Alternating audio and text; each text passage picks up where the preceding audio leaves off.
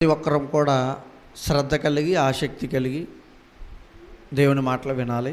ప్రార్థన చేసుకుని దేవుని వాక్యాన్ని మనం విందాం. ప్రతి ఒక్కరం కూడా కళ్ళు మూసుకున్నట్లయితే ప్రార్థన చేసుకుని. ప్రేమ నమ్మకము కలిగి మమ్మల్ని కాపాడి సంరక్షిస్తున్న మా ప్రియ పరలోకపు తండ్రి, మీ ఉన్నతమైన ఘనమైన నామానికి లెక్కలేని స్తుతి స్తోత్రములు ఆయన. గతించిన కాలమంతా కాపాడి మీ యొక్క కృపలో మమ్మల్ని నడిపిస్తూ ఉన్నాం. మా ఆత్మలకు మా జీవితాలకు కావలసిన సంగతులు నీ వాక్యం ద్వారా నీ యొక్క గ్రంథంలో లిఖింపజేసి చదివిస్తూ నేర్పిస్తూ నీ ప్రజలమైన మమ్మల్ని అందరినీ బలపరుస్తున్న దేవానికి స్తోత్రాలు. ఇదిగో మరొకసారి నీ సన్నిధానంలో చేరి నీ మాటలు వినడానికి సమయాన్ని ఇస్తూ ఉన్నప్పుడు నాయన నీ కృప ద్వారా మాకు తోడై ఉండి మీ పరిశుద్ధాత్మ సహాయంతో నన్ను మరుగుపరిచి మీరే తేటగా మాట్లాడమని ప్రార్థిస్తూ మా హృదయాలను తండ్రి ఏ విధమైన పరిస్థితులు ఉన్నాయో మీకు తెలిసినైనా ప్రతి హృదయాన్ని పరిశీలిస్తున్నవాడు చూస్తున్నవాడు అంతరింద్రములను కూడా పరిశీలించు దేవుడు నేను స్తోత్రాలు. ఇదిగో ఈ సమయంలో నీ వాక్యాన్ని మేము తండ్రి ధ్యానిస్తూ ఉండగా మాకు సహాయం దయచేయండి, బలపరచండి, మీరు తోడై ఉండి నడిపించమని తండ్రి ఈ యొక్క వాక్యంతో మాతో మాట్లాడమని నన్ను నిలబెట్టి నడిపిస్తున్న దేవా మీకు స్తోత్రం చెల్లించుకుంటూ మీరే మాతో సహాయం దయచేసి నడిపించమని తను మీ కృపతో కాపాడమని యేసుక్రీస్తు వారి పేట ఈ చిన్న ప్రార్థన బ్రతిమాలకు వేడుకుచున్నాము తండ్రి, ఆమేన్. ప్రియ దేవుని పిల్లలారా, మనమందరము కూడా దేవుని సన్నిధానంలో ఉన్నాం. ఇక్కడున్న మనమందరం కూడా మనందరికీ కనబడుతున్నాం కదా. అందరికీ కనబడుతున్నారా? మీరు ఏమండి? నన్ను అందరూ చూస్తున్నారా? మీరు కనబడుతున్నానా? నేను మీ అందరికి కనబడుతున్నాను కదా. మీరు నాకు కనబడుతున్నారా? కనబడుతున్నాం. ఎలా కనబడుతున్నాం? ఎలా కనబడుతున్నాము? ఎలా కనబడుతున్నాం? మనం చూడడానికి అవసరమైంది ఏంటి? కళ్ళు ఉన్నాయి కాబట్టి కనబడుతున్నాం, మంచిదే. అయితే మనం అనుకుంటున్నాం మన పిల్లలను చూస్తూ ఉన్నాం, పెద్దవాళ్ళు చిన్నవాళ్ళని చూస్తూ ఉంటారు, చిన్నవాళ్ళు పెద్దవాళ్ళని చూస్తూ ఉంటారు. ప్రతి ఒక్కరు కనబడుతున్నాం. ఏ పనులు చేస్తున్నా ఇంకా మనుషులకు ఎలా ఉంటుందంటే, మన కుటుంబాల్లో కొన్ని సందర్భాల్లో కొన్ని వాటిని అయ్యో జరిగిందా నేను చూడలేదే అంటూ ఉంటాం. మన మధ్యనున్న కొన్నివి మనకి కనబడవు. అర్థమవుతుందా? గమనించండి జాగ్రత్తగా. మన మధ్యలో కొన్ని జరుగుతున్నా, మన మధ్యన కొన్ని ఉన్నా మనకు కొన్ని కనబడవు. అలాంటి పరిస్థితులు కూడా మనకు తెలుసు. కొంతమంది అంటుంటారు చూడండి, ఎదురుగుండా పెట్టుకుని కనబడట్లేదురా అని అంటుంటారు. అంటే ఒకరు కనపడింది మరొకరు కనపడకపోవచ్చు, పరిస్థితులను బట్టి, ఆలోచనలు బట్టి, జీవన పరిస్థితులను బట్టి, లేకపోతే వాళ్ళకున్న ఇబ్బందులను బట్టి ఎన్నెన్నో పరిస్థితులు ఉంటాయి. అయితే మనల్ని చూడడానికి ఒక ఆయన చాలా ఆశగా చూస్తూ ఉన్నాడు. ఇప్పుడు మనం చూడగలిగితే మహా అయితే ఒక అర కిలోమీటర్ లోపల ఉన్న ప్రజల్ని మనం కూడా గుర్తించగలం, చూడగలం. గుర్తించడానికి కూడా ఒక 500 మీటర్లు 300 మీటర్ల దూరంలో వ్యక్తుల్నే గుర్తించగలం కదా. దూరంగా ఉన్న వ్యక్తుల్ని గుర్తించలేం, మనుషులుగా కనపడవచ్చు కొంతగా. అయితే భూమి మీద ఎంతమంది మనుషులు ఉన్నారంటే చాలామంది, కోట్ల మంది మనుషులు భూమి మీద బ్రతుకుతున్నారు. అయితే భూమి మీద బ్రతుకుతున్న ప్రతి మనిషిని దేవుడు చూస్తాడా? జాగ్రత్తగా గమనించండి. దేవుడు ఏమండి, ఈ దేవుడికి మనము పూజిస్తున్న ఆరాధిస్తున్న దేవునికి సమస్తము ఎలా కనబడుతుందో తెలుసా? ఒకసారి వాక్యాన్ని చూద్దాం. హెబ్రీలకు రాసిన పత్రిక 4వ అధ్యాయము 13వ వచనం. హెబ్రీలకు రాసిన పత్రిక 4వ అధ్యాయము 13వ వచనం. మరియు ఆయన దృష్టికి కనబడని స్పష్టము ఏదియూ లేదు. కనబడని స్పష్టం ఏదియూ లేదు. ఎవరి దృష్టికి? దేవుని దృష్టికి అంట. కనబడనిది. కనబడనిది అంటే ఇప్పుడు మనం ఉన్నాం అనుకోండి, ఎవరైనా ఇంట్లోకి వచ్చాననుకోండి, అంతెందుకండి, మీ ఎదురుగుండా నేను నిలబడి ఉన్నాను, మీకు నేను కనబడుతున్నాను. గమనించండి, నేను మీకు కనబడుతున్నాను, కానీ నా జేబులో ఉంది మీకు కనబడుతుందా? కానీ ఉందంటారా? జేబులో ఏదో ఒకటి ఉంటుంది. కనబడుతుందా? కనబడట్లేదు. దేవునికంట కనబడని స్పష్టము ఏది లేదంట. ఏది అంటే అర్థం ఏంటి చెప్పనా? నీ జేబులో ఉన్న డబ్బులు తెలుసు, నీ పర్సులో ఉన్న డబ్బులు తెలుసు, ఇంట్లో దాచిపెట్టుకొని వచ్చావు కదా అవి కూడా తెలుసు, ఏదో అవసరానికి మొత్తం పెట్టుకున్నావు చూడండి అవి తెలుసు, నీకెన్ని బట్టలు ఉన్నాయో, నీకెన్ని ఆభరణాలు ఉన్నాయో మనుషులుగా కొంతమందికి తెలీదు, కానీ ఎవరికి తెలుసంట. అందుకే కనబడని స్పష్టము ఏది లేదంట. ఏది అంటే అర్థం ఏంటి చెప్పనా? ఏది కూడా అంటే దానిలోకి ఏది రాకుండా ఉండదు. ఎందుకని కింద చదవండి, కిందకి ఏమంటున్నాడు? మనమెవనికి లెక్క అప్పజెప్పవలసి ఉన్నదో ఆ దేవుని కన్నులకు సమస్తమును మరుగులేక. ఇంతకుముందు ఇప్పుడు కూడా కొన్ని వాటిని మనల్ని మరుగు, ఇంకో పేరుతో పిలుస్తారు. ఏంటది మరుగు? చెప్పాలి. అక్కడక్కడ రాసి ఉంటుందండి తెలుగులో. ఏంటయ్యి? మరుగు ఏంటమ్మా? దొడ్లు. ఏంటయ్యి? అవి ఎందుకు పెట్టుకున్నారు మనుషులు? చాటు అంటే మనిషిగా కొన్ని కాలకృత్యాలు ఉంటాయి కదా, కనబడకుండా చాటుని చేసుకున్నాం. వాటిని ఏమన్నాం? మరుగుదొడ్లు అన్నాం. ఇంగ్లీష్లో బాత్రూమ్స్ అంటారు. అయితే అక్కడ ఒక వ్యక్తి వెళ్ళాడు అనుకోండి, అందుకే స్త్రీలకి పురుషులకు కూడా వేరున్నాయి. స్త్రీలు వెళ్ళే చోటకి పురుషులు వెళ్ళకూడదు, పురుషులు వెళ్ళే చోటకి స్త్రీలు వెళ్ళకూడదు. బయట ఎక్కడన్నా, ఇంటి విషయంలో మాట్లాడట్లేదు, బయట విషయాలు. అంటే ఇంత సెపరేట్ ఎందుకు పెట్టారంటే దానికంటూ కొన్ని పరిస్థితులు ఉన్నాయి కాబట్టి మనిషికి. అయితే దేవుడికంట మరుగైనది ఏది లేదండి. ఏది లేదంట. నువ్వు ఏం చేస్తున్నా దేవుడికి కనబడతావు. తినేటప్పుడు కనబడతావు, కూర్చునేటప్పుడు పడుకునేటప్పుడు కనబడతావు. అందుకే దావీదు గారు అంటాడా, ఏమంటాడు ఆయన? కూర్చున్నప్పుడు లేచినప్పుడు, నేను కూర్చున్నప్పుడు లేచినప్పుడు పరుండినప్పుడు కూడా నిన్ను స్తుతిస్తానంటాడు. దావీదు గారికి ఏమర్థమై ఉండాలి? దేవుని యొక్క ఆ గొప్పతనం అర్థమై ఉండాలి. మనం అనుకుంటాం, నెమ్మదిగా చెప్తుంటారు కొంతమంది, చెవులు చెప్తుండ్రా అని పిలుతుంటారు, చెప్తుంటారు చెవిలో. ఏంటంటే ఇతర వ్యక్తుల గురించి, పక్కనున్న వ్యక్తులు కానీ వాళ్ళు వినేస్తారేమని చెవుల్లో మాట్లాడుతుంటారు. అయితే వినడానికి కూడా ఆయనకి ఏమాత్రము చెవులు మందం కాలేదు. మనకైతే క్లారిటీ లేదేమో, ఏం వినపడలేదు, సరిగ్గా చెప్పు అంటాం మనం. మీకు ఒక విషయం చెప్పనా? చెప్పడానికి ముందే ఎవరు తెలుస్తుంది తెలుసా? ఒకసారి ఒక మాట చూడండి, చూడండి.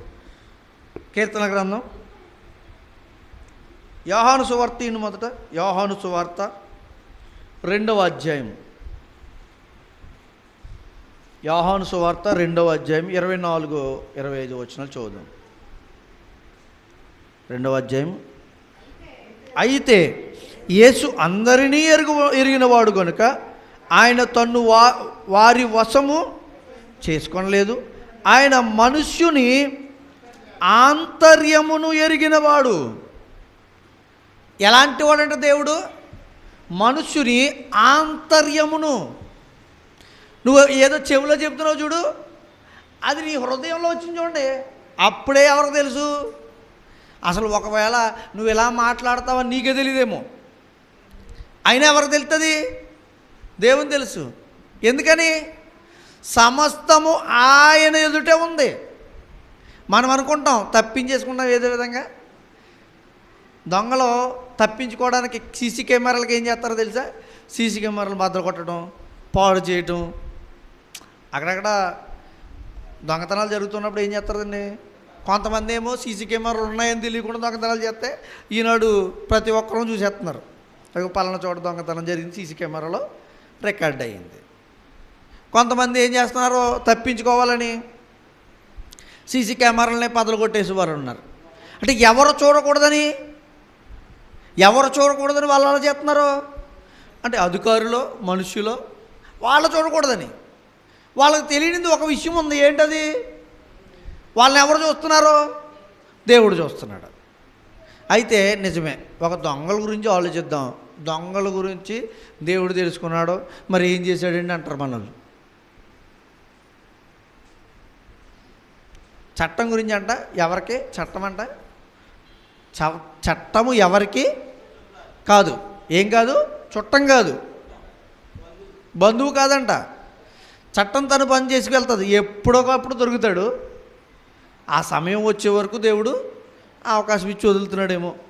అంటే దొంగతనం చేయమని కాదు, మారమని. అలాగే ఈనాడు లోకంలో ఉన్న వ్యక్తులకు కూడా ప్రతి వ్యక్తిని చూస్తున్నాడు దేవుడు. అంతర్యంలో నిలిగినవాడు. ఒకవేళ వారి హృదయంలో నేను మారాలనే తపన వచ్చినప్పటికీ, నేను మారిపోవాలి, నేను దేవునితో బ్రతకాలి, ఇక్కడ నుంచి దేవునితో కొనసాగిపోవాలని తపన వచ్చినప్పటికీ మళ్ళీ వెనక్కి వెళ్ళిపోతుంటాం. ఇది ఎవరు చూస్తున్నారు? సరే, మారాము, రక్షణ పొందాము, దేవుని దగ్గర ఉన్నాం. అయినా కూడా కొన్ని విషయాల్లో తప్పిపోతున్న వారి విషయాల్లో మనం అనుకుంటాం దేవుడు చూడలే. అసలు చూస్తున్నాడని తెలుసా మీకు? చూడట్లే అనుకోవడం పక్కకు పెట్టండి. దేవుడు చూస్తున్నాడని విషయాలు తెలుసా? ఒక అబద్ధం ఆడినా, ఒక తప్పు మాట మాట్లాడినా, ఒక చెడు విషయాలు పని చేస్తున్నా, ఇలాంటి వాటిలో దేవుడు మనల్ని చూస్తున్నాడని గమనిస్తున్నామంటారా? గమనిస్తే ఏం కలుగుతుంది తెలుసా? ఏం కలుగుతుంది? భయం వస్తుంది. గమనించట్లేదు కాబట్టే మనకి అలాంటి ఆలోచన లేదు కాబట్టే ఈరోజు కొన్ని సందర్భాల్లో మనుషులు తప్పిపోవటం, సంఘాన్ని విశ్వాసులుగా వచ్చిన వారు కూడా తప్పిపోవటం జరుగుతుంది. అయితే దేవుడు అంట స్పష్టముగా చూస్తున్నాడంట, తేటగా. ఎలా అంట? మరి తేటగా. చదవండి ఒకసారి కింద ఆ వచనం కూడా చదువుదాం. 25వ వచనం. అయితే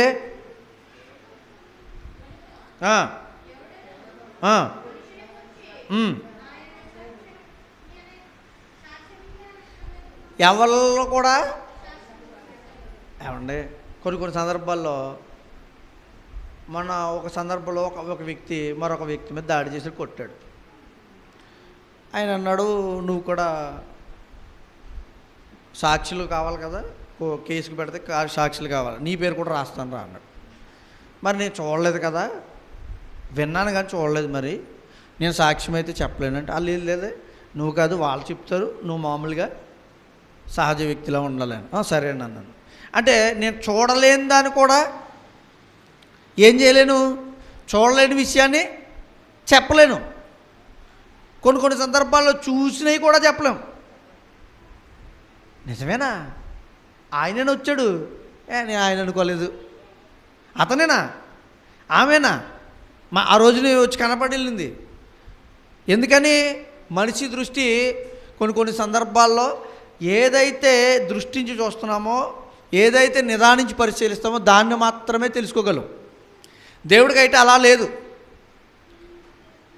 ఇప్పుడున్నా నేను ఎవరిని చూస్తే వీళ్ళని చూశాననుకోండి వాళ్ళని చూడలేను, మిమ్మల్ని చూశాననుకోండి వెనకున్న వాళ్ళు చూడలేను. మీరు ఈ మైక్ చూసారనుకోండి, మైక్ ఎదురుకుండా ఉన్నా నన్ను దృష్టించి చూడండి, నేను కనపడను. పరిస్థితి ఏంటి? ఎందుకు ఇలా ఉందంటే మనిషికి అంతవరకు శక్తి ఇచ్చాడు. కానీ దేవుడు ఏం చేస్తాడో తెలుసా? ఇప్పుడు నేను మాట్లాడుతున్నాను కదా, నా హృదయంలో ఏమనుకుని మాట్లాడుతున్నానో దేవుడు తెలుసు. మీరు వింటున్నారు కదా, ఆయన వింటుంది, ఆయన మనసులో అనుకుంటుందో కూడా తెలుసు. మీరు వింటుంది, మీరు అనుకుంటుందే తెలుసు, ఆవిడ అనుకుంటుంది వెనకాల ఉన్న వారి సంగతులు కూడా అంతే కదండి. ఇంకో రోడ్డు మీద వెళ్తున్నారు కదా, సైకిల్ మీద, బండి మీద, కారు మీద వెళ్తున్నారు చూడండి, వాళ్ళ మనసులో ఏమనుకుంటున్నారో కూడా. ఎందుకు ఇంత శక్తి ఎలా ఉంది ఆయనకి? అందుకే ఆయన ఏమైనాడు మనకి? దేవుడు, సర్వోన్నతమైన సమస్తము చేయగలిగిన దేవుడు. కొంతమంది అంటారు ఈ సమయం దేవుడికంట ఏం చేస్తాడంట, ఏం చేస్తారు మనం అనకూడదు కానండి, తలుపులు మోస్తారు. అంటే దేవుడికి విశ్రాంతి ఇచ్చే సమయం అంటారు. మన దేవుడు విశ్రాంతి నెరుగని దేవుడు. విశ్రాంతి మనకిస్తానంటున్నాడు. అందుకే సమస్త భారమును మోసుకొనుచున్న నా యొద్దకు రండి. ఎందుకు? ఈ లోక భారం ఏంటో అని తెలుసు, ఈ లోకంలో బ్రతుకుతున్న మనుషుల యొక్క తీరేంటో వాళ్ళకి తెలుసు. అందుకే ఆయనకి ఏమి తెలిసిందంటే నీ మనస్సులోని భారాన్ని తీసేయాలి. ఇప్పుడు చాలామంది చూడండి లోకంలో ఈ సమస్య లేకపోతే ఈ ఇబ్బంది అన్నీ బాగుంటాయి, అన్నీ ఉంటాయి, తినడానికి తిండి, ధరించడానికి వస్త్రము, ఆహ్లాదకరమైన వాతావరణము, మంచి ఇల్లు అన్నీ ఉంటాయి. కానీ ఏముండదు తెలుసా? మనశ్శాంతి ఉండదు. దాన్ని ఇవ్వాలంటే ఎవరివ్వాలి? దేవుడు ఇవ్వాలి. నా దగ్గర అన్నీ ఉన్నాయండి, మనశ్శాంతి లేకుండా బ్రతుకుతున్నానండి అనేవాళ్ళు ఎంతోమంది ఉన్నారండి. నా దగ్గర ఏమీ లేదండి, ఈరోజు తిన్నానా, ఆహారం ఉన్నదా, ఈరోజు తిన్నానా అనుకునే వాళ్ళు కూడా ఉన్నారు. ఈ లోకంలో బ్రతుకుతున్న వాళ్ళు ఎలాంటి వాళ్ళు ఉన్నారో తెలుసండి?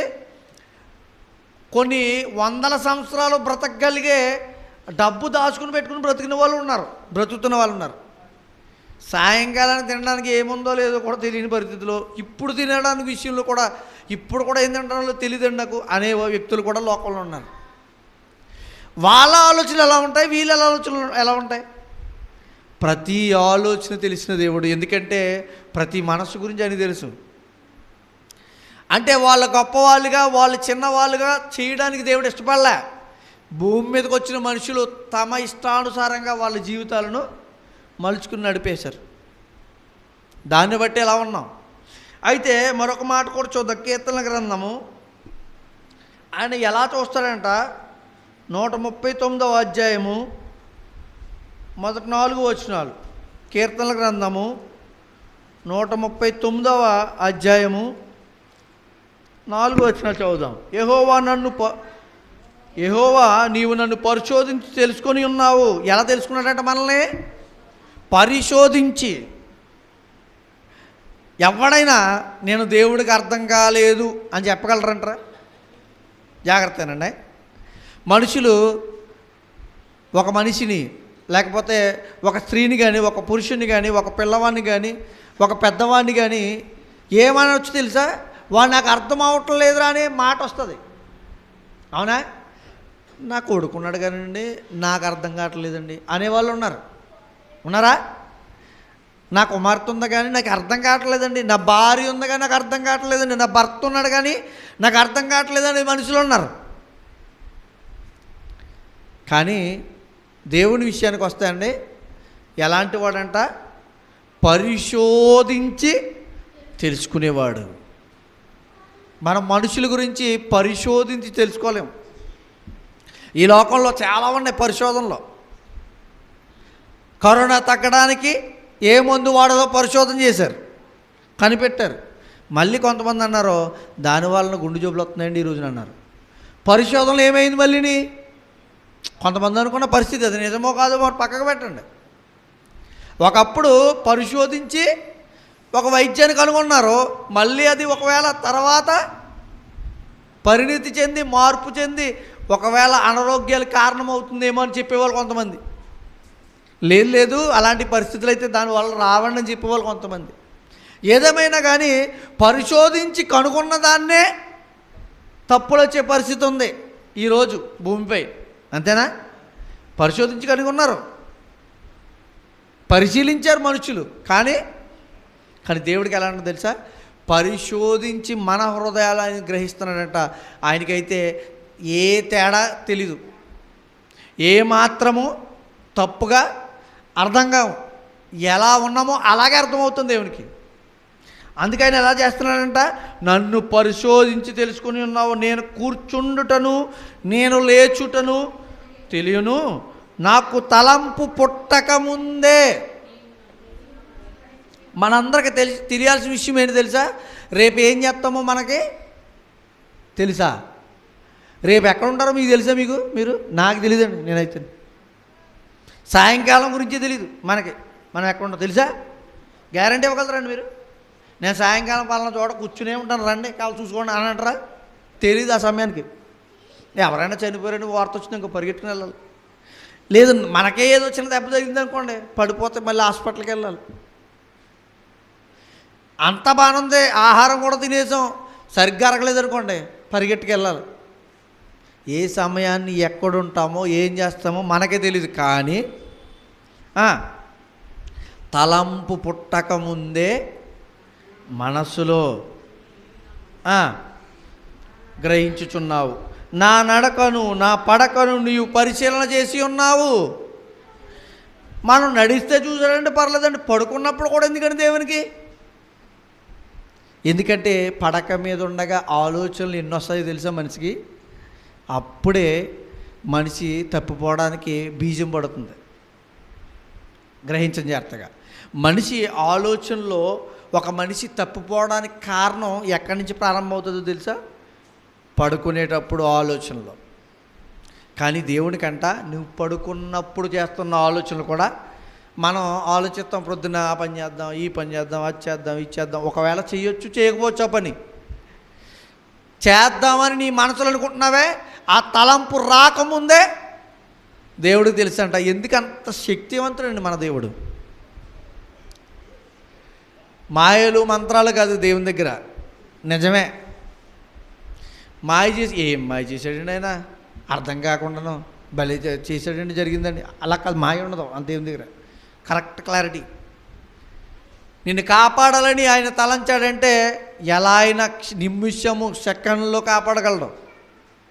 నిన్ను వదిలేయనుకున్నాడంటే అది కూడా సెకండ్ కాలమే. సెకండ్ కాలం వదిలేడు అనుకోండి, మనల్ని చనిపోతామా? చనిపోమా? జాగ్రత్తగానండి. సెకండ్ కాలం నాది కాదు, నాకు వద్దు అని అనుకున్నాడు అనుకో దేవుడు, సెకండ్ వదిలేడు అనుకోండి, మనల్ని చనిపోతామా ఉంటామా?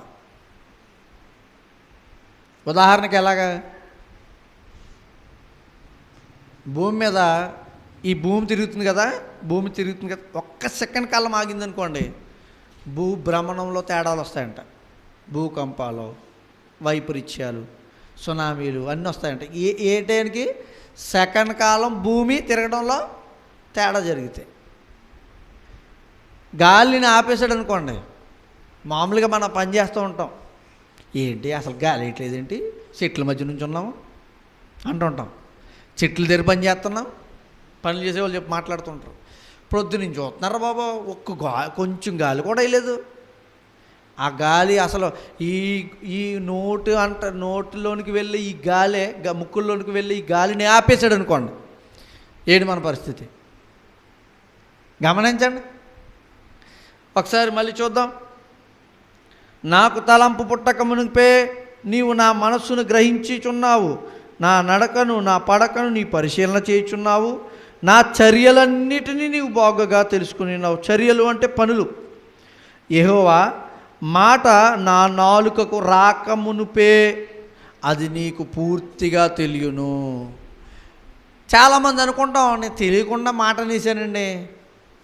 తెలియకుండా అంటలేదు, నువ్వు తెలిసి అంటున్నావు. తెలియకుండా మాట అనడం కాదు, తెలిసి అంటున్నావు.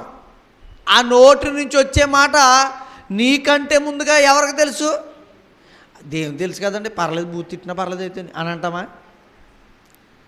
మీకు అర్థమైంది కదా? నా నోటంటే బూత్ మాట వస్తుందండి, దేవుని తెలిసినప్పుడు ఇంక ఇబ్బంది ఏంటి? అర్థమైంది? చాలామంది ఎలా ఉంటారంటే మొరటతనంగా ఆలోచిస్తారు. దేవుడు ఇచ్చిన సమయాన్ని కూడా వ్యతిరేక దిశలో మాట్లాడుతూ ఆలోచిస్తూ ఉంటారు. మరి ఎందుకు వాళ్ళకి ఆ మాట? దేవుడు తెలుసండి, నోట్లోంచి బూతు మాడుతుందని దేవుని తెలుసు, మరి ఆపేయచ్చు కదా. వెంటనే ఇలా పీకట్ నొక్కేయడం అనుకోండి దేవుడు, ఏంటి పరిస్థితి? చచ్చూరుకుంటాం మొదట, అందుకే నొక్కట్లేదు. నాలుగు ఇలాంటి లాగేసాడు అనుకోండి, ఏమవుతుంది? అసలు మాట అయిపోతుంది. అందుకు ఆగుతున్నాడండి. మనకేమనిపిస్తుంది అంటే, ఇవన్నీ తెలుస్తుంది దేవుడు ఎందుకు చేయకూడదు, ఎందుకు ఆపకూడదు? చాలామంది ప్రజలు దేవుని ఎదుట బ్రతుకుతున్నప్పటికీ ఏమంటే ఇశ్రాయేల్ కూడా ఒకనాడు ఆ ఐగుప్తు నుండి దేవుడు నడిపించాడు కదా, 40 సంవత్సరాలు నడిచారు. ఎంత? 40 సంవత్సరాలు నడిచారు. నట్టమంటే ఇంకా ఏకంగా నడిచారని కాదండి, కొంత దూరం వెళ్ళటం, అక్కడ గుడారాలు వేయటం, అక్కడ ఉండటం, దేవుడిని స్తుతించడం, మళ్ళీ బయలుదేరడం, దేవుడు చెప్పిన తర్వాత మళ్ళీ వెళ్ళడం, ఇలాగనమాట ప్రయాణం. అలా 40 సంవత్సరాలు. ఆ 40 సంవత్సరాల ప్రయాణంలో ఎంతోమంది చనిపోయారు, ఎంతోమంది పుట్టారు, ఎంతోమంది. 40 సంవత్సరాలు కూడా ఉన్న వ్యక్తి ఎవరో తెలుసా? ఎవరు? స్టార్టింగ్ నుంచి ఆఖరి వరకు ఉన్న వ్యక్తి ఎవరు? మోసే అంటారు మీరు. మోసే ఆఖరిలో లేడు, పాలు తేనెలు ప్రవేశించలేదు. ఆఖరి వరకు వచ్చాడు, కానీ ఆఖరిలో దేవుడు మాటను విన్నందుకు దేవుడు ఆ దేశానికి నువ్వు రావద్దు అన్నాడు. అయితే మోసే తర్వాత ఉన్న ఇంకొక వ్యక్తి ఎవరు? యెహోషువ. యెహోషువ వచ్చాడండి, మొదటి నుంచి ఆఖరి వరకు ఉన్నాడు. అంటే తన జీవితకాలంలో ఎక్కువ కాలం దేనికి ఉపయోగించినట్టు? ప్రయాణానికి. ఎంత నడిపించాడు దేవుడు! ఏమంటే కళ్ళెదుట సముద్రాన్ని చీల్చివేయటమేంటండి, కళ్ళెదుట. ఇలాంటి పరిస్థితులు ఎన్ని జరుగుతున్నా వాళ్ళు ఏం చేయారో తెలుసా? దేవునికి వ్యతిరేకంగా ఆ సినాయి పర్వతం మీదకి మోసి వెళ్ళినప్పుడు ఏం చేశాడు? వాళ్ళు ఏం చేశారు? దూడ బొమ్మను తయారు చేసుకున్నారు, పూజించడం మొదలుపెట్టారు. దేవుడు ఊరుకున్నాడా? ఊరుకోలేదు.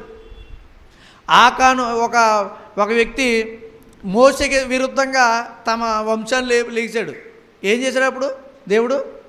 దేవుడు అన్నాడు, నువ్వు పక్కకుండు, మొత్తం అందరిని చంపేస్తానన్నాడు. దేవుడు, నువ్వు పక్కకుండు, మొత్తం అందరిని చంపేస్తాను, నీ నుంచి పిల్లలు పుట్టించి నేను తీసుకెళ్తాను రబ్బాయి అని చెప్పాడు. నీ పిల్లల్ని తీసుకెళ్తాను రా అన్నాడు. మోసే అన్నాడు, అలాంటి పాతకం మాత్రం చేయకినైనా ఐగుప్తు దేశం నుంచి నడిపించుకొచ్చిన నీ దేవుడు మధ్యలో వాళ్ళు చంపేశాడు, చంపడానికి తీసుకెళ్ళాడు. చూసారా ఆ దేవుడు ఎంత హీనుడు అంటారో, అలా చెయ్యొద్దు అని అంటే దేవుడు అప్పుడు అన్నాడు, ఎవరైతే నీకు విరుద్ధంగా లేచారో వాళ్ళని మాత్రమే చంపేస్తానని భూమి నెరలు తెరిచి మింగివేసిందని రాశాడు. అవునా? భూమి నెర తెరిచంట మింగివేసిందంట. కోరాహు కుమారుల గురించి ఉంటాం. ఏమండి, ఎందుకండి ఇంత తప్పిపోతున్నారంటే వాళ్ళకి ఏం అర్థం కాలేదో తెలుసా? దేవుడు మమ్మల్ని చూస్తున్నాడు అని, చూస్తూ ఉన్నాడు. ఈనాటికి లోకానికి అర్థం కాలేదు ఏంటో తెలుసా? దేవుడు నన్ను చూస్తున్నాడని తెలియట్లేదు. అందుకే హత్యలు, మానభంగాలు, దొంగతనాలు, వ్యభిచార కార్యాలు, ఎన్నో దౌర్భాగ్యకరమైన మోసాలు. చూడండి, ఒక ప్రభుత్వం వచ్చిందనుకో ఇంకో ప్రభుత్వం మీద నిందేస్తుంది, ఇంకో ప్రభుత్వం వచ్చిందని ఆ ప్రభుత్వం తప్పు చేసింది. ఇదే కదా నిజమేంటనేది నిజంగా మనకు తెలుసు అంటారా? పూర్తిగా తెలీదు. కానీ ఎవరో తెలుసు? నిత్యుడైన సత్యవంతుడకు దేవుడికి తెలుసు. నిజంగా ఆయన్ని ఆశ్రయించి బ్రతకగలిగితే ఎవరైనా సత్యాన్ని అనుసరించి బ్రతికితే నిరంతరము నిలిచి ఉంటారని ఉంది బైబిల్లో. నిరంతరం అంటే ఈ భూమి అంతమైపోయిన తర్వాత కూడా నిలిచి ఉండే స్థితి. అది ఎక్కడ ఉంటుంది? ఎవరికి ఉంటుంది? దేవుని పరిశుద్ధులకు, సంఘముతో ఉన్నవారికి. వాళ్ళే ఏమంటారు? విశ్వాసులు, సంఘస్థులు, పిలవబడిన వారు, ఎన్నో పేర్లు ఉన్నాయి. ఏమంటే ఆలోచించండి. ఇలా దేవుని గురించి తెలిసినప్పటికీ కొన్ని దేశాలు, కొన్ని ప్రాంతాల్లో తప్పులు చేసిన వారు ఏమైపోయారో ఒకసారి చూద్దాం. చూడండి, చాలామంది కూడా దేవుడు మనం చూడలేదు అనుకుని బ్రతికిన వారు, అనుకున్నవారు ఉన్నారండి చాలామంది. ఒకసారి చూడండి, కీర్తన గ్రంథం 94వ అధ్యాయం 9వ వచనం చూద్దాం. కీర్తన గ్రంథం 94:9. జనులను అది కాదండి,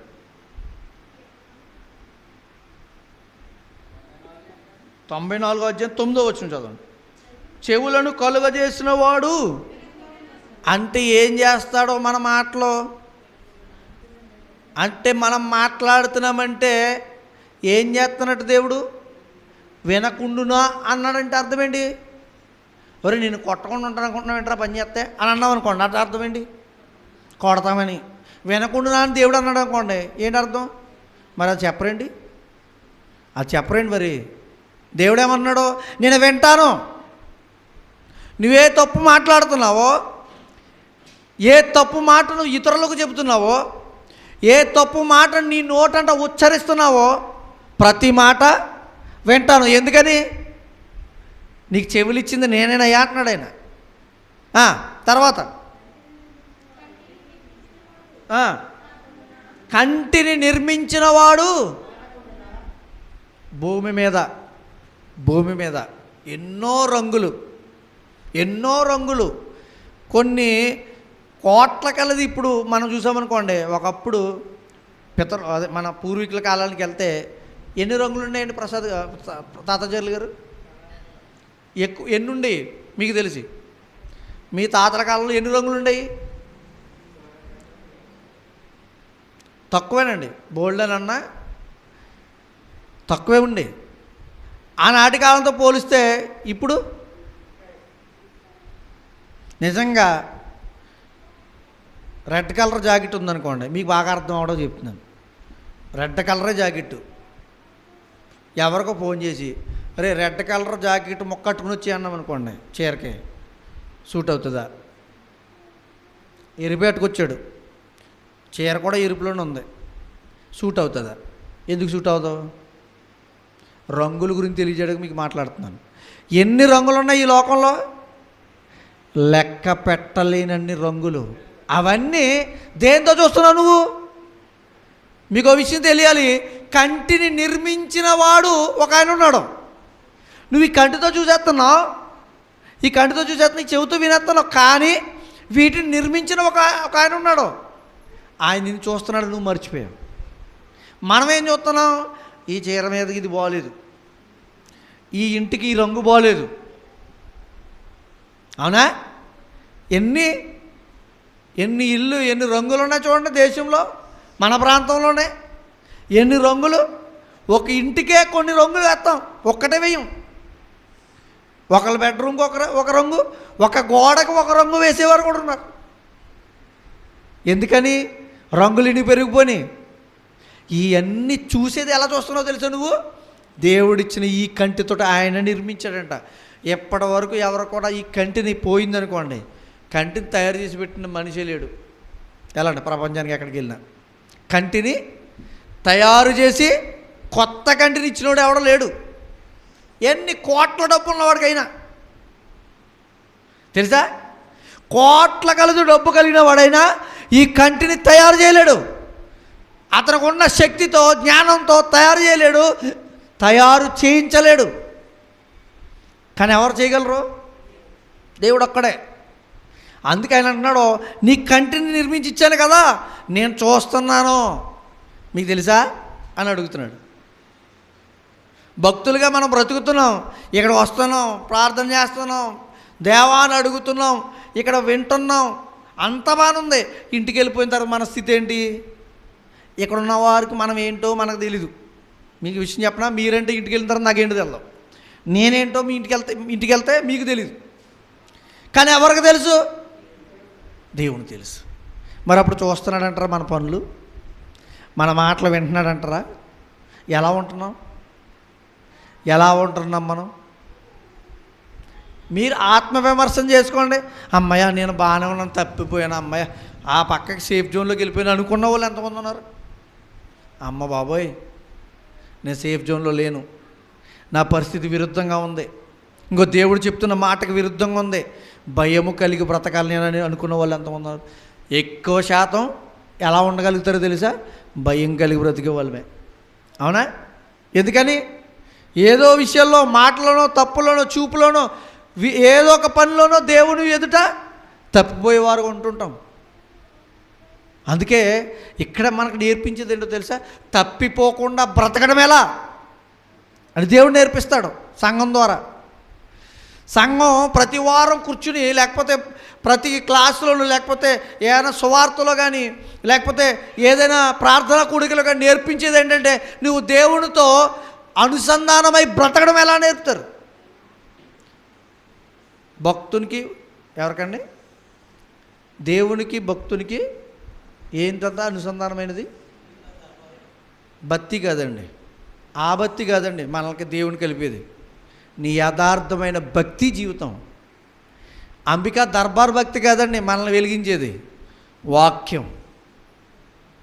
దేవునికి నీకు మధ్యన అనుసంధానం వారది ఏంటో తెలుసా? దేవుని మాటే.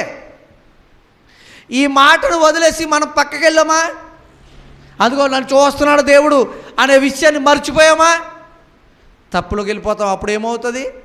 దేవుని ఉగ్రతకు పాత్రలు అవుతాం. ఒకసారి ఒక మాట చూద్దాం. దేవుని దృష్టిలో తప్పిపోయిన వారు ఎవరున్నారో చూద్దాం. ఆదికాండ గ్రంథం వాళ్ళ పరిస్థితి ఏమైందో గమనిద్దాం. ఎందుకంటే దేవుడు చూస్తూ ఉన్నప్పుడు వదలడు అనే పరిస్థితి నీకు అర్థం కావాలంటే, చాలామంది అంటారు ఏంటంటే ఇంతకాలం అయిపోయింది, దేవుడు ఎప్పుడు చూస్తాడు, ఎప్పుడు పరిస్థితిని ఇలాంటి క్రూరుని మారుస్తాడు, లేకపోతే ఇలాంటి క్రూరుని తీసివేస్తాడు అని అనుకుంటూ ఉంటాం కదా. అలాంటి వరకు దేవుడు మాట్లాడుతున్న మాట చూడండి. 13వ అధ్యాయం, ఆదికాండ గ్రంథం 13వ అధ్యాయం 13వ వచనం. ఇక్కడ దుష్టులను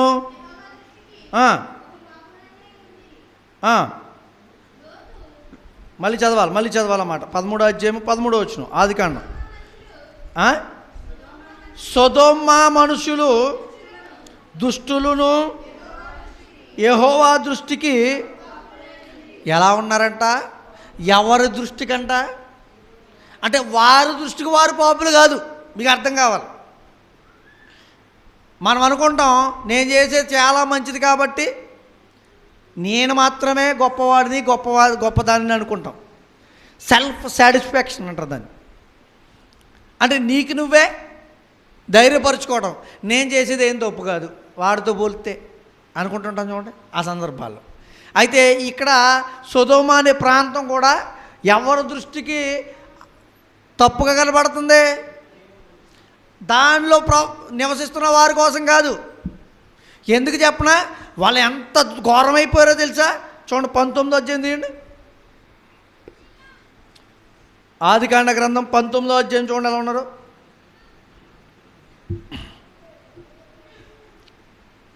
మొదటి వచనం చదువుదాం.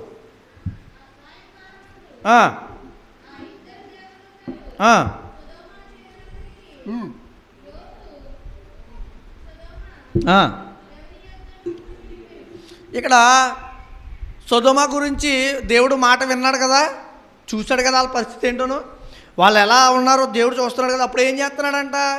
ఇద్దరిని పంపాడు, దూతలను పంపాడు అన్నాడు. అయితే దూతలను పంపితే వారు ఆ ప్రాంతానికి వచ్చారంట. లోతు ఎవరైతే అబ్రహాము గారి సహోదరుడు ఉన్నాడో, అన్న కుమారుడు, బంధువు ఎవరు ఉన్నారో అబ్రహాముకి, ఎవరైనా లోతు, ఆయన వాళ్ళు చూసి పిలిచాడంట. పిలిస్తే ఆ ప్రాంతం వారు ఎలా ఉన్నారో చెప్పడానికి ఒక మాట మాట్లాడుతున్నారు చూడండి. 5వ వచనం. లోతును పిలిచి, ఈ రాత్రి నీ వద్దకు వచ్చిన మనుషులు ఎక్కడ? ఏమని అడుగుతున్నారు? నీ దగ్గర మనుషులు వచ్చారు కదా ఇద్దరు, ఎక్కడున్నారు? ఎందుకు? మేము కూడా భోజనం పెడతాం రండి, మేము కూడా మా ఇంట్లో కూడా బస్ చేస్తారు రమ్మను, మీ ఇంట్లో ఏసీ లేదేమో మా ఇంట్లో ఏసీ ఉంది రమ్మను అని పిలుస్తున్నారు అనుకుంటున్నారా? చదవండి కింద. మేము వారిని కూడినట్లు మా యొద్దకు వారిని వెలుపలికి తీసుకురమ్మని అతనితో చెప్పగా. ఏంటండి, ఎవరంట? ఆ పట్టణంలో ఉన్న ప్రతి ఒక్కరూ ఏమంటున్నారో పాడు చేయడానికంట. మగవాళ్ళు అడగడం ఏంటండి మగవాళ్ళ గురించి? అంటే ఎంత ఘోరంగా ఉందో చూడండి ఆ పట్టణ పరిస్థితి. అర్థమైందా? ఆ పట్టణం ఎంత దరిద్రమైన స్థితికి వెళ్ళిపోయిందో చూడండి. అందుకే ఈరోజు కొంతమంది కొన్ని దేశాలు పురుషుడు పెళ్లి చేసుకున్నా తప్పు లేదనే సర్టిఫికేట్ ఇస్తే తెలుసా? తెలీదా మీకు? ఎక్కడ ఉంటున్నారమ్మా? చూడండి న్యూస్ ఛానల్ అయ్యి న్యూస్లోనే వస్తున్నాయి. స్త్రీలు పెళ్లి చేసుకోవచ్చంట, కొత్త చట్టం. భారతదేశంలో కూడా మనం ఏదో అన్నారని ఒక విషయం, మరి ఎంతవరకు వచ్చిందో తెలియదు కానీ, అంటే వాళ్ళ స్వేచ్ఛ కంటే భంగం కలిగించకూడదంట. మరి దేవుడిచ్చిన ఆజ్ఞను, అర్థమైందా? దేవుడిచ్చిన ఆజ్ఞను స్త్రీలు పురుషులు అని తేడా ఎందుకు పెట్టాడు? ఎందుకు ఇవ్వాలి తేడా? అందుకే ఇక్కడ చూడండి, వారు కూడినట్లు మా యొద్దకు వెలుపలికి తీసుకురమ్మని అడిగారంట. అప్పుడు ఏమన్నాడు? లోతు వెలుపల ద్వారం వద్దన్న వారి దగ్గరికి వెళ్ళి వెనుక తలుపు వేసి, అన్లారా ఇంత పాతకం కొట్టుకొనకుడి,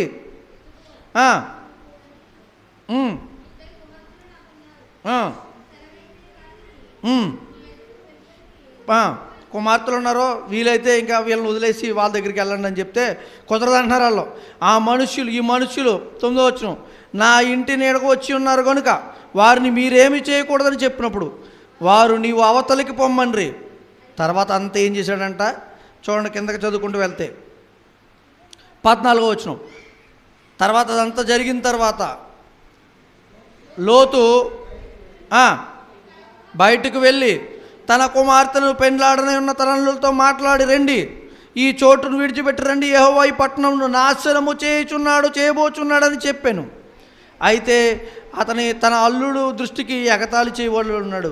తెల్లవారినప్పుడు ఆ దూతలు లోతును త్వరపెట్టి లెమ్ము, ఈ ఊరి దోష శిక్షలో నశించిపోకుండా. మీకు అర్థమవుతుండాలి, ఇప్పటికే దేవుడు చూశాడు అనుకోండి, శిక్ష వేయకుండా ఉండడు. గమనించాలి మీరు. దేవుడు చూశాడంటే శిక్ష వేయకుండా ఉండడు. అందుకే మనం గత వారంలో చదివాం, ప్రతివాడు తన లెక్క అప్ప చెప్పాలి. అంటే మనం చూస్తున్నవాడు పోని అలా వదిలేస్తాడా అంటే, చూసి చూడనట్టు వెళ్ళిపోలరు. కొంతమంది పెద్దలు అంటారు, ఒరే అదేంటి అక్కడ అంతలా కూర్చుంటున్నారు వాళ్ళందరూ తాగుబోతులు, అది మంచిది కాదురా, ఎందుకంటే ఒరే మనం అక్కడికి వెళ్ళాము ఎదవ తలపోటు. మనం కొన్ని చూసి చూడనట్టు వెళ్ళిపోవాలి. దేవుడైతే చూసి చూడనట్టుగా ఉండడం. తగిన కాలమందు వానికి నేను శిక్ష విధిస్తానంటున్నాడు. ఇక్కడ ఏం జరిగిందో చూడండి. 17వ వచనం, ఆ దూతలు వారిని వెలుపలికి తీసుకుని వచ్చిన తరువాత ఆయన, నీ ప్రాణం దక్కించుకున్నట్లు పారిపోము, నీవు వెనుకకు చూడకము, ఈ మైదానంలో ఎక్కడా నిలవక నీవు నశించిపోకుండా ఆ పర్వతం పారిపోమని చెప్పగా, లోతు ప్రభు అలా కాదు, కటాక్షం ఉన్న ఎడల ఇంకేమన్నాడు, పర్వతము తప్పించుకోలేను, ఇదిగో ఊరు పారిపోటకు ఈ ఊరు సమీపంలో ఉంది కనుక నన్ను అక్కడ తప్పించుకుని పోనిము అని బ్రతిమాలుతున్నాడు. అప్పుడు తర్వాత 22వ వచనంలో, నీ త్వరపడి అక్కడి నుండి తప్పించుకుపోము అన్నాడు. లోతు సోయరుకు వచ్చినప్పుడు ఆ దేశంలో సూర్యుడు ఉదయించెను. అప్పుడు యెహోవా సొదొమ మీదను గొమొర్రా మీదను యెహోవా యొద్ద నుండి గంధకములను అగ్నిని ఆకాశం నుండి కురిపించి. ఏమిటంట, మీకు ఎప్పుడన్నా ఆకాశం వైపు చూసినప్పుడు రాళ్ళు లాంటి పదార్థాలు ఏమైనా కనిపించినాయా? చెప్పాలి. ఆకాశం ఎలా కనపడుతుంది మనకి? నీలంగా కనపడుతుంది. అంటే నీలం దేనికి గుర్తుగా కనపడుతుంది మనకి? నీలం అంటే ఏమన్నట్టు? నీరు. నీలం అంటే వాటర్ ఉంటుంది. అందుకే ఈ క్రింది జలములను పై జలములను వేరుపరపగా ఒక దినమైన అన్నాడా ఆదికాండం మొదటి అధ్యాయంలో. అంటే పైన ఆకాశంలో కూడా ఏముంది? నీరు ఉంది. మరి గంధకాలు ఎక్కడి నుంచి వచ్చినాయి? సమస్తము దేవుని దగ్గర ఉన్నాయండి. ఈ భూమి మీద ఏది చేయాలని ఆయన చేయగలడు. మనకి ఏం కనపడుతుంది తెలుసా? నీరు కనపడుతుంది కదా. మీరు ఆకాశంలో ఒకసారి గెలాక్సీ అని తెలుసు కదండి, ఒక పరికరం ఉంటుంది. పాల పుంతలో ఏం జరుగుతుందో, దూరంగా ఉన్న నక్షత్రాలు ఎన్ని ఉన్నాయో కనిగడుతుంటారు కదా.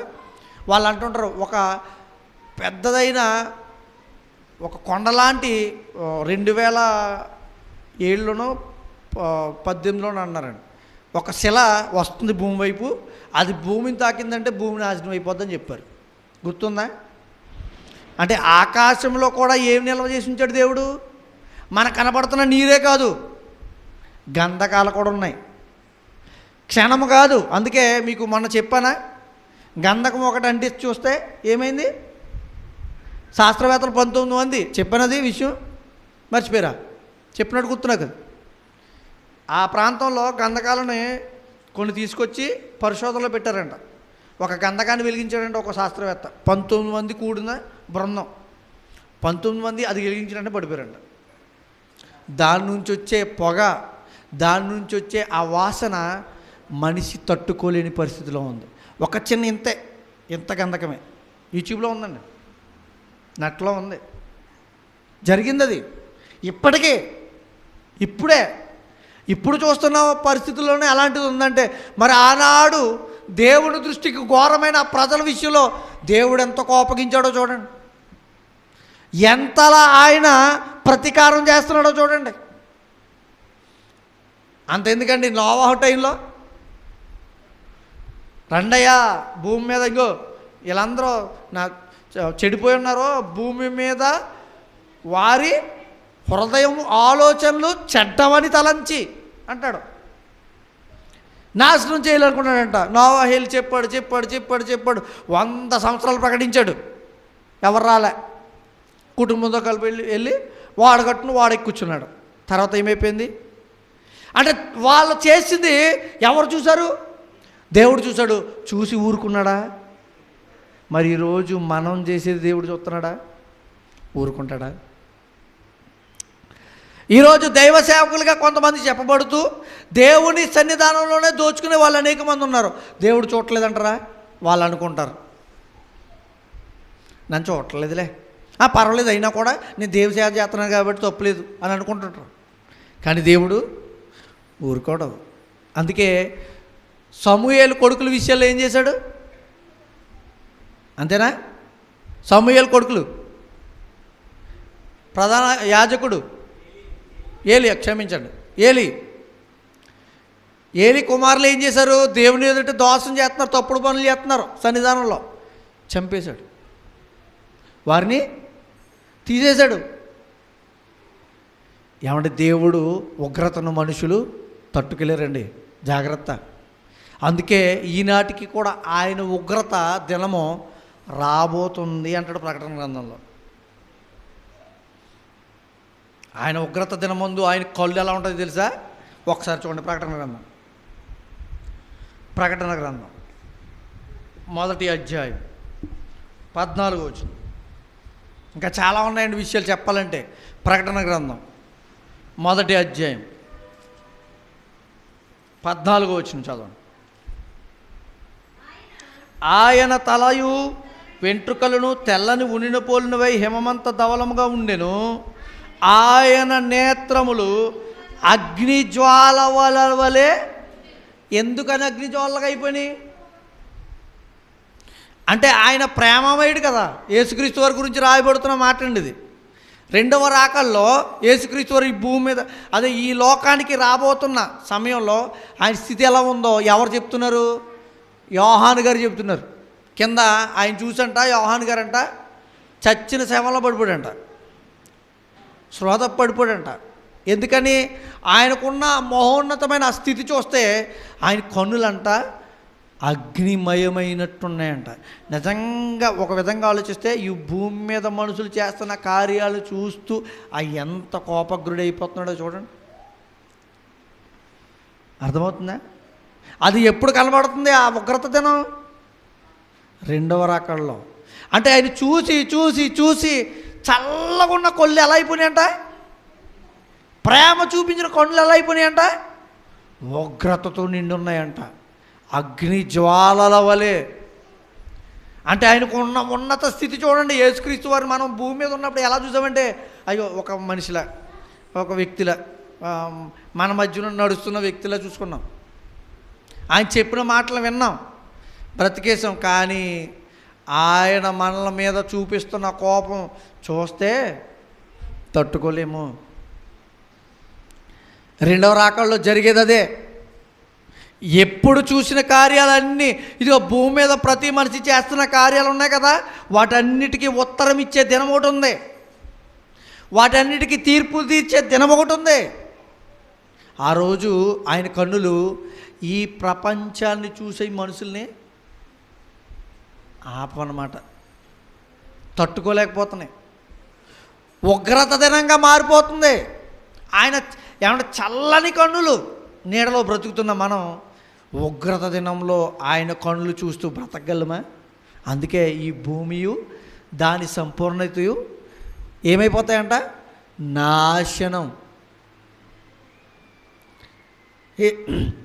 అందుకే యేసుక్రీస్తు వారి రాకడలో జరిగేది ఏంటంట? ఈ భూమి సమస్తము నాశనం అయిపోతుంది. ఎందుకని తెలుసా? దేవుడు నిన్ను నన్ను చూస్తున్నాడు. మనం ఎలా బ్రతుకుతున్నామో, ఎలా మాట్లాడుతున్నామో వింటున్నాడు. ఆయన చెవులు మందం కాలేదు. ఇంకా కొంతమంది చూడండి, కొంచెం వయసు వచ్చేటప్పటికి ఈయన పట్టలేదు చెవి, ఏంట్రా అంటుంటారు. దేవుని వయసు ఎంత? ఆయనకు ఒక పేరు ఉంది ఏంటి? నిత్యుడగు, అంటే నిత్యము ఉండే దేవుడు. ఆది కాలంలో భూమి చేయకముందు ఉన్నాడు, భూమి నాశనం అయిపోయిన తర్వాత కూడా ఆయన ఉంటాడు. అంత వయసు అయింది, లెక్కబెట్టు, చెప్పు నువ్వు. అంత వయసులో కూడా ఆయన ఎలా వింటున్నాడంట, ఎలా చూస్తున్నాడంట? తేటగా కనబడుతున్నాయి. దావీదు చేసిన పాపాన్ని చూశాడు, ఏమాత్రం ఆ విషయాన్ని దాచిపెట్టల, చెప్పేశాడు. దావీదు రాజుగా చేశాడు, ఆయన బ్రతికి దినములన్నీ భక్తిగా ఉన్నాడని కూడా చూశాడు. ఆయన కాపాడాడంటాడు. దావీదు అంటాడు, నన్ను ఎన్నో మార్లు కాపాడిన దేవుడు అంటాడు. ఎంత భక్తి చూపించాడో చూడండి. అంటే ఆయన చర్యలన్నీ గమనించాడు. ఇప్పుడు మనందరి పరిస్థితుల్ని గమనిస్తున్నాడు దేవుడు, చూస్తున్నాడు. చాలామంది అంటుంటారు, ఎంతకాలం దేవుడు ప్రతిచర్య చేయకుండా ఇంకా అలాంటి దుష్టుడిని ఉంచుతున్నాడు అని కొంతమంది గురించి చెప్తూ ఉంటాం, మనం అనుకుంటూ ఉంటాం. సమయం ఇస్తున్నాడు దేవుడు. అయితే మరణకాలం ముందు కానీ ఈ లోకంలో జరగవచ్చు, మరణం తర్వాత కూడా నాశనం అతనికి లేకపోతే ఆమెకి ఉంది. అవునా? ఉందండి. జాగ్రత్తగా ఉండాలి. అందుకే దేవుడు చూస్తున్నాడు, జాగ్రత్త. ఎప్పుడు కూడా మనం చేతుల మీద కానీ కన్నుల మీద కానీ మన దేని మీద ఒక మాట రాసుకోవాలి. ఏమని? ఎప్పుడు మనం చూస్తాం అద్దం దగ్గరికి వెళ్తే ఎలా ఉంటుంది మనకి? మన ముఖం మనకు కనపడుతుంది. అక్కడికి వెళ్ళినప్పుడు రాసుకోవాలి, దేవుడు నన్ను చూస్తున్నాడని. అద్దం ముందు వెంటనే ఏమర్థం అవ్వాలి? అద్దం ముందు కనపడుతున్నాడు నన్ను కాదు, నా ప్రతి విషయాన్ని కూడా దేవుడు చూస్తున్నాడని అర్థమవుతుంది. మనం అందరం అది గమనించుకోవాలండి. మనల్ని చూస్తున్నాడు దేవుడు. ఇంకా దేవుని సంగతులతో చూస్తే చాలా విషయాల్లోనండి. యోనా విషయంలో నినివే పట్టణం చూసాడా? నినివే పట్టణస్థుల స్థితి దేవుని ఎదుట ఒకసారి చదవండి, యోనా గ్రంథం తీయండి. ప్రతీకారం తీర్చాడండి. కొన్ని సందర్భాల్లో ప్రతీకారం చేస్తానని చెప్పి మానివేసిన పరిస్థితి కూడా మనం చూస్తాం. ఎందుకని? వాళ్ళు మార్పు పొందినప్పుడు. చూడండి, యోనా గ్రంథం 1వ అధ్యాయం 1వ వచనం.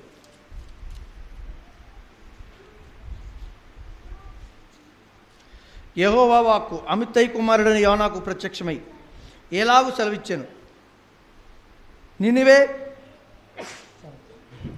నినివే పట్టణస్థుల దోషము నా దృష్టికి ఘోరమాయను గనుక. అంటే ఒక పట్టణాన్ని చూస్తున్నాడు, దావీదుగా ఒక రాజుని చూస్తున్నాడు, సామాన్యునిగా నిన్ను నన్ను కూడా చూస్తున్నాడు. మనం ఎలా ఉన్నాం? దావీదుని వదిలిపెట్టాడా? నిజంగా దావీదుకి ఇచ్చిన గొప్ప సర్టిఫికెట్ ఏంటో తెలుసా? చూడండి, అపోస్తల కార్యాలు 13. ఈరోజు ఏ దినం చెప్పాలి. ఈరోజు దినం ఏంటి? తద్దినం కాదండి. ఏ దినం? అది కాదు, ఇంకో దినం ఉంది ఇవాళ ప్రత్యేకం. అది కాదు, ఇంకో దినం ఉంది. పునరుత్థానం దినం అనమాట, రోజు అంటాం. ఇంకో దినం ఉంది. ఏంటది చెప్పాలి. వాట్సాప్లో అట్లు పొద్దున రాలేదా? ఏ దినము? స్నేహితుల దినం. నిజమైన స్నేహితులు ఎలా ఉంటాడో తెలుసా? ఒకసారి సామెతల గ్రంథం 17వ అధ్యాయం 17వ వచనానికి వెళ్దాం. సామెతల గ్రంథం 17వ అధ్యాయం 17వ వచనం చదవండి అన్నమాట. అప్పుడు ఎక్కడ కుదురుగాని చదవండి అన్నమాట ఒకసారి.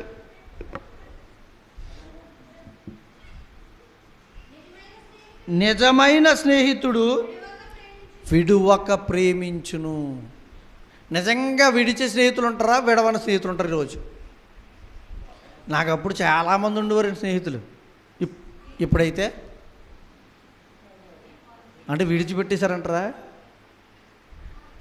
కానీ దేవుడు మాత్రం అప్పుడు ఉన్నాడు, ఇప్పుడు నాతోటే ఉన్నాడు. అప్పుడు నేను దేవుడిలో లేకపోయినా ఉన్నాడు, ఇప్పుడు దేవుడితో బ్రతుకుతున్నా ఉన్నాడు. అందుకే ఇక్కడ నిజంగా దేవుడు సర్టిఫికెట్ ఇచ్చాడు. చూడండి, అపోస్తల కార్యాలు 13వ అధ్యాయం 22వ వచనం. అపోస్తల కార్యాలు 13వ అధ్యాయం 22వ వచనం. తరువాత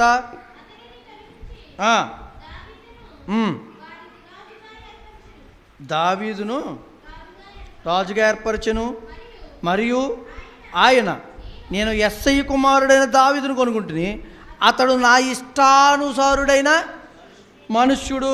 ఏమన్నాడు అక్కడ? ఇష్టానుసారుడైన మనుష్యుడు. రాజుల మొదటి గ్రంథం తీయండి. ఇష్టమైన వాడు అంటున్నాడు. ఎవరి గురించి? ఎవరి గురించి అండి? దావీదు గురించి. ఎవరు చెప్తున్నారు? దేవుడు చెప్తున్నాడు. చూడండి, 15వ అధ్యాయం 4వ వచనం. రాజుల మొదటి గ్రంథం 15వ అధ్యాయం 4వ వచనం. దావీదు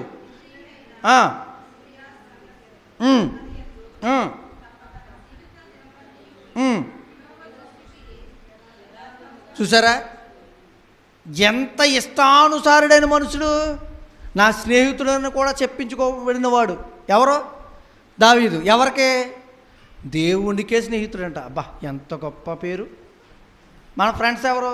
పలానా రాజు గారు నా ఫ్రెండ్ అండి, పలానా డబ్బు ఉన్నవాడు మన ఫ్రెండ్ అండి, పలానా పేరున్నవాడు నా ఫ్రెండ్ అండి, పలానా మంత్రి నా ఫ్రెండ్ అండి అని చెప్పుకోవడానికి ఎంత గర్వపడతాం మనం. దావీదు గారి ఫ్రెండ్ ఎవరో తెలుసా? దేవుడే. పా, ఎంత గొప్ప స్థితి. అయితే ఏ ఫ్రెండ్ అయితే ఉన్నాడో ఎవరికి? దావీదు గారికి. దావీదు గారి విషయంలో మాత్రం తప్పుని నా ఫ్రెండే కదా మన్నించండి అనలే.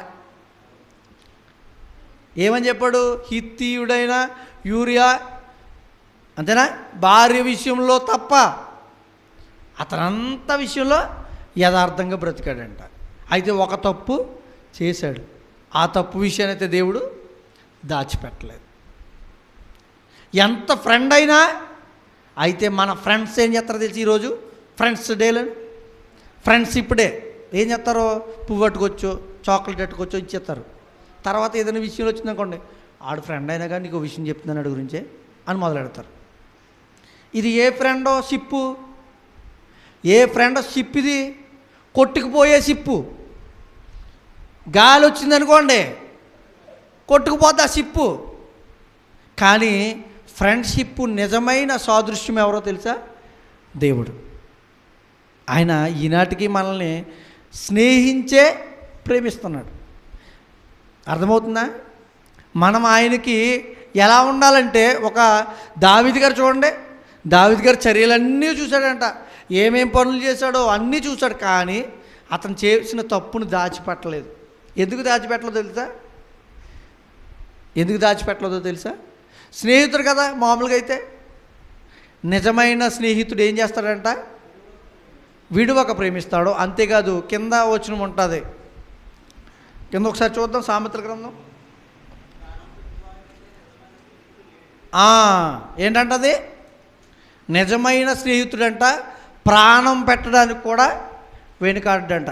నిజమైన స్నేహితుడు, మన కోసం మన స్నేహితుడు, ప్రాణం పెట్టిన స్నేహితుడు ఎవరో చెప్పండి. మీకోసం ప్రాణం పెట్టిన స్నేహితుడు ఎవరున్నారు మీకు? యేసుక్రీస్తు వారు. అంతకంటే గొప్ప స్నేహితుడు ఎవరండి? స్నేహితుడైతేనే కదా ప్రాణం పెడతాడని చెప్పాడు. మరి నా స్నేహితుడు ఎవరు? యేసుక్రీస్తు వారు. అంతకంటే గొప్ప ఫ్రెండ్ షిప్ ఎవరు మనకి? యేసు కంటే గొప్ప ఫ్రెండ్ ఎవరు?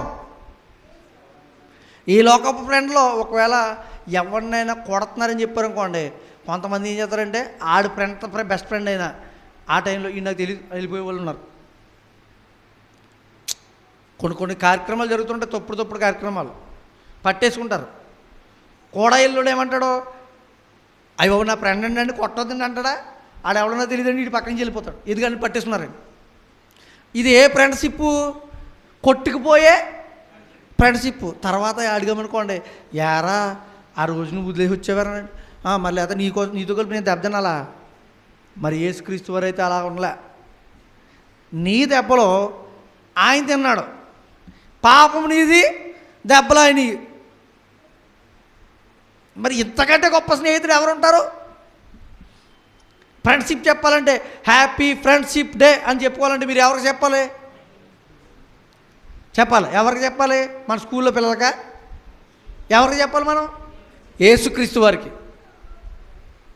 యేసుక్రీస్తు వారికి అలా చెప్తాం మనం. అందుకే దేవుడు నా కార్యాలని, నా జీవితాన్ని హృదయాంతరంగముల్లో నుంచి చూస్తున్నాడని ఉందా? కీర్తన గ్రంథం 11వ అధ్యాయం ముగించేస్తున్నాను. కీర్తన గ్రంథం 11వ అధ్యాయం 4వ వచనం. యెహోవా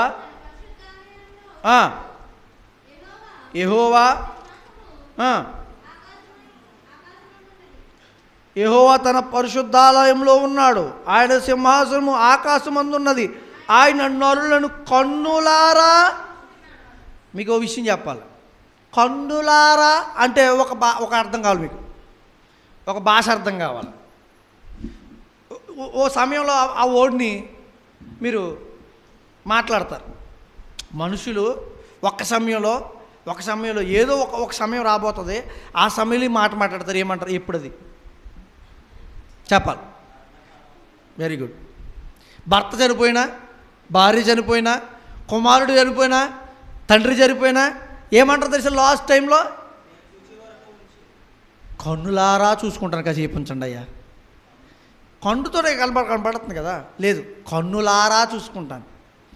అలాగా ఎప్పుడూ ఓ టైంలో చూడటం కాదు. దేవుడు అంటాను నేను మిమ్మల్ని పరిశుద్ధాలయంలో పరలోకంలో కూర్చున్నా కూడా ఎలా చూస్తున్నాడంట? కన్నులారా. ఎప్పుడు చదవండి. కన్నులారా చూచుచున్నాడు, తన కనుదృష్టి చేత ఆయన వారిని పరిశీలిస్తున్నాడండి. మనం పరిశీలిస్తామా? చూశాను కానీ అప్పుడు అది అలా కనపడలేదండి, మరి రంగు మారిపోయిందండి.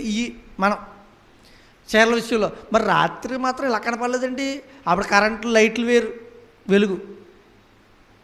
కానీ దేవుడైతే కన్నులారా చూస్తున్నాడంట. తన దృష్టిని నిలిపి పరిశీలిస్తున్నాడంట. చూడటమే కాదు, పరిశీలిస్తున్నాడంట. చూడండి, ఇప్పుడు మనకి మన మధ్యన లిప్స్టిక్లో ఏమొచ్చిందంట?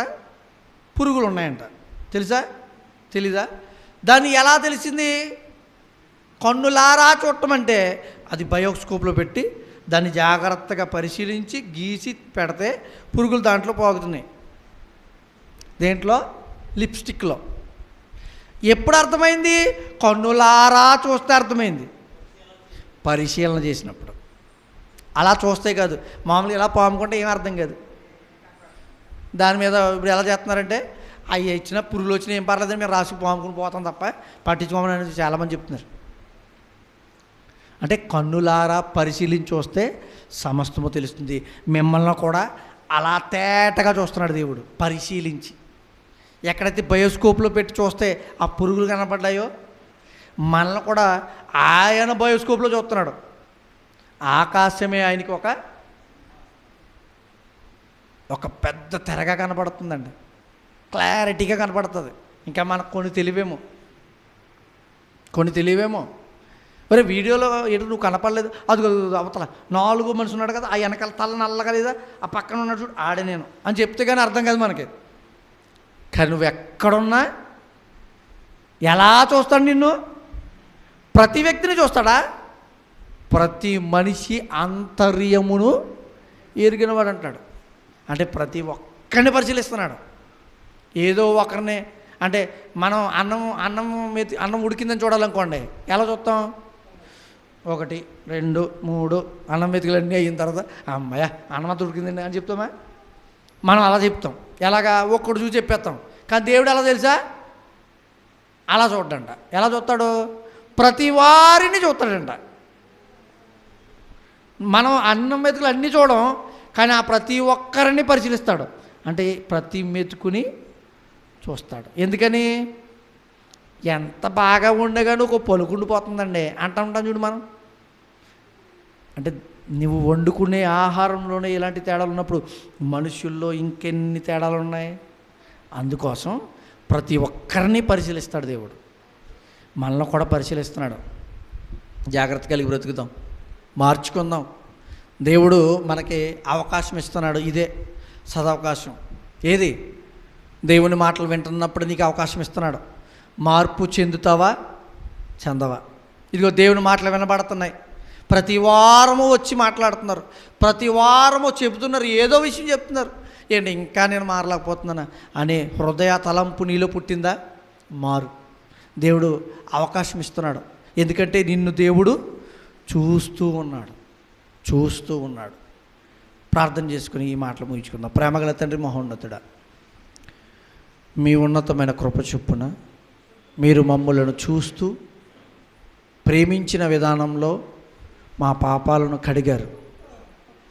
మాకు స్నేహితుల క్రీస్తుని ఎలా అయితే స్నేహితుడు ప్రాణము పెడతాడనే మాటలో ఉందో, ఆ ప్రాణము పెట్టేటంతగా యేసుక్రీస్తు వారిని ఈ లోకానికి పంపి మా యొక్క పాపముల నిమిత్తం, అపరాధం నిమిత్తం ఆయన్ని శిలువపై బలియాగం చేసి మీరు చూశారు నాయన. కాబట్టి నాయన ఈనాటికి ఆ మార్గంలోనికి రాలేకుండా అనేక మంది తప్పులో ఈ లోకంలో పాపంలో పడిపోతున్నారు.